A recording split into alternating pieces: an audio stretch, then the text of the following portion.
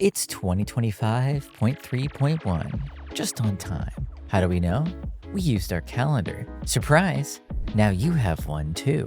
Let's get into it. Introducing the event calendar. We've added a calendar to VRChat for all your group events. You can access it from the main menu. Look for the little calendar icon in the top right. Groups can add events to the calendar and they'll show up for everyone who has joined your group.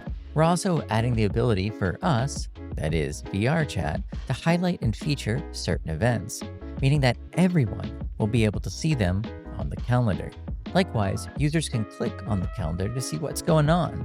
You can add events to your own calendar that you want to go to, so you don't forget about them.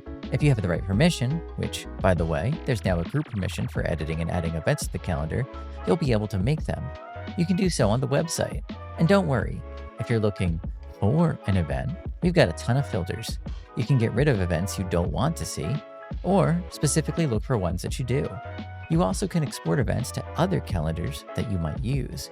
And you can even view the calendar event page without logging into VRChat, making sharing events so much easier.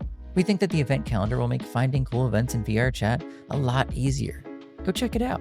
And hey, a summer content drop.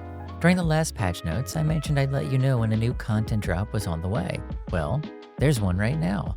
Everyone who logs in before August 23rd will get a special pack of 6 stickers to help celebrate the summer. Have VRC Plus?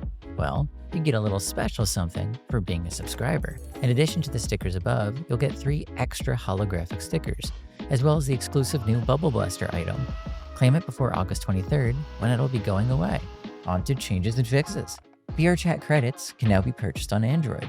Interactable objects, such as pickups, stations, and Udon interact scripts, are no longer clickable beyond their proximity distance if they are surrounded by trigger colliders. Fixed a bug that caused avatars with world space constraints to be scaled inconsistently in the menu. Radial puppets no longer snap to incorrect values for remote players shortly after opening them. Added the ability to scroll through multiple available inventory bundles. Updated bundle notification icon actions, making their functionality clearer. Fixed an issue that prevented bundle notifications from being received. Added optional explicit SteamVR bindings for grabbing and freezing fizzbones.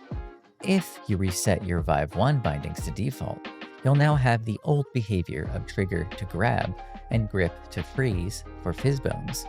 The spawned message in the items menu now has the correct UI style. This should make it much easier to read in more scenarios. Pictures taken with the in-app camera now have metadata for the author of the photo and the world that it was taken in. This is one we're interested in feedback on.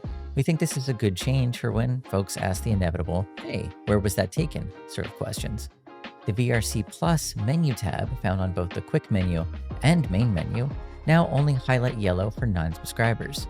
Outside of specific campaigns, the VRC Plus tab should now inherit the UI color palette for subscribed users. Fixed a bug that caused some UI sounds to play louder than others. Previously, during low performance scenarios, avatars would sometimes teleport or animate at 4 or 5 FPS. This has been fixed. This was especially prevalent on older Quest hardware. Various localization fixes. Fixed an issue with overflowing text on help and info buttons. Fixed an issue where your avatar would turn into a new, interesting, non-Euclidean shape if you scaled yourself when in ragdoll mode. Speaking of ragdoll mode, you'll no longer get stuck permanently if you open the main menu while in ragdoll mode. Fixed a bug that caused the My Avatars menu to sometimes save sort order selections incorrectly. Server-side processing has been added to worlds. This is similar to the processing that is done for avatars, but for worlds. Unlike avatars, by default, you will not encounter the server processing step, instead continuing to load as if it had not been processed yet. If you are an advanced user or world creator looking to debug, there's a launch argument for force requiring the world to be processed, like avatars.